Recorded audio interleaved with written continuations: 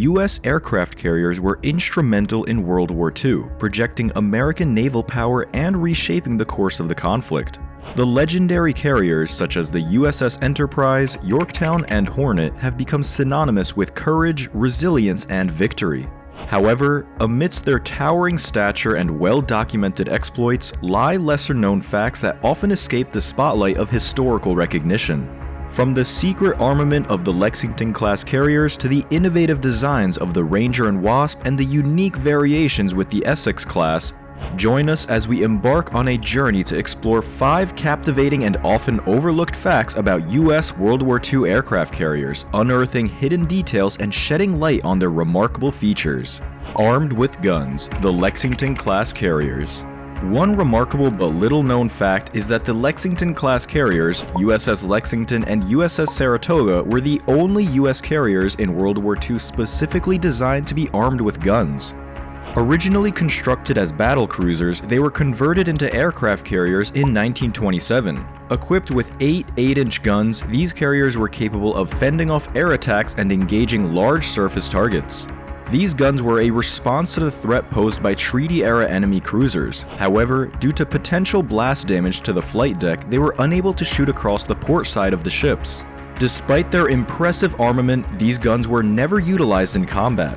Recognizing their impracticality, the Navy decided to remove the Lexington's 8-inch guns in April of 1942, shortly before her sinking at the Battle of Coral Sea. The Saratoga also had its guns removed during repairs following a Japanese torpedo attack in January of 1942. These guns found a new purpose as coastal defense weapons in Hawaii, further showcasing the adaptability and resourcefulness of the U.S. Navy. Unique smokestack design, the Ranger. The USS Ranger, the U.S. Navy's first keel-up designed aircraft carrier, boasted a distinctive feature that often goes unnoticed. At the rear of the flight deck, the Ranger featured 6 smokestacks, creating an unmistakable visual profile.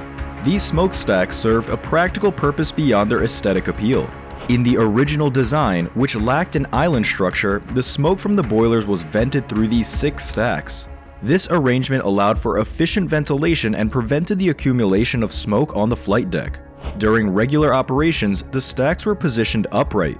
However, during flight operations, they were moved to the sides of the deck to minimize smoke interference during aircraft landings. This ingenious solution ensured a clear landing area, reducing the risk of accidents caused by obstructed visibility. Although subsequent carrier designs adopted different configurations, the Ranger's 6 smokestacks remain a unique and often overlooked aspect of its design. Innovative deck edge elevator, the Wasp. The USS Wasp, designed in 1936 to fulfill U.S. carrier tonnage requirements, introduced an innovative feature that revolutionized aircraft operations. This groundbreaking feature was the Deck Edge Aircraft Elevator, a first-of-its-kind system. The Deck Edge Elevator allowed aircraft to sit in a cradle and be raised to the flight deck on a swinging system. This ingenious mechanism streamlined the process of moving aircraft between the hangar deck and the flight deck, significantly improving efficiency and reducing the turnaround time between sorties. The success of the Wasp's Deck Edge Elevator captured the attention of naval planners and engineers, leading to its adoption in subsequent carrier designs. Notably, the later Essex-class carriers incorporated an expanded deck edge elevator, further refining and perfecting this innovative concept. Unconventional catapults, the Yorktown class. The Yorktown-class carriers, renowned for their service during World War II, featured an unconventional aspect often overlooked by many. In addition to the 2 flight deck catapults used for launching aircraft from the bow, these carriers had a 3rd catapult installed on the hangar deck, positioned perpendicular to the flight deck. While the primary purpose of the 2 flight deck catapults was to launch strike aircraft, this additional hangar deck catapult had a different objective. It was intended to launch scout aircraft, enabling them to take off from a different location than the strike aircraft on the flight deck. This arrangement aimed to optimize the carrier's capabilities and increase operational flexibility. However, in practice, the hangar deck catapults were seldom used. After the Battle of Midway in June of 1942, the USS Enterprise and USS Hornet had their hangar deck catapults removed. The USS Yorktown unfortunately sank with its catapults still intact, underscoring the dynamic nature of carrier design and operational requirements during wartime. Short hull versus long hull Essex-class carriers. Within the prestigious Essex-class carrier group, there were two distinct subclass designs, the short-hull and long-hull carriers. While these carriers had similar waterline lengths, the long-hull Essex carriers possessed a slightly longer overall length of 888 feet compared to the 872 feet of the short-hull ships. The most visible distinction between the two subclasses was the presence of a clipper bow on the long-hull carriers, enhancing their seakeeping capabilities. The longer length of the long-hull carriers allowed for additional anti-aircraft guns to be positioned at the front of the ship, providing enhanced defensive capabilities.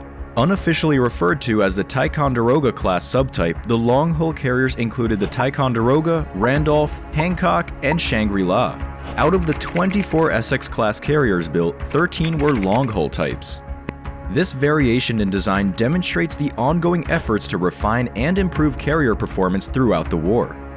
From the armed guns of the Lexington-class carriers to the unique smokestack arrangement on the Ranger, the innovative deck-edge elevator of the Wasp, the unconventional catapults of the Yorktown class, and the distinction between short-hull and long-hull Essex-class carriers, each fact adds depth and intrigue to the legacy of these legendary vessels. These lesser-known aspects highlight the constant drive for improvement, the spirit of innovation, and the adaptability required during times of war. By exploring these hidden gems, we gain a greater appreciation for the rich history and significant contributions of U.S. World War II aircraft carriers, ultimately recognizing the vital role they played in shaping the outcome of the war. Like and subscribe, and comment down below which of these facts you found most interesting, and press the bell icon for more awesome videos like this.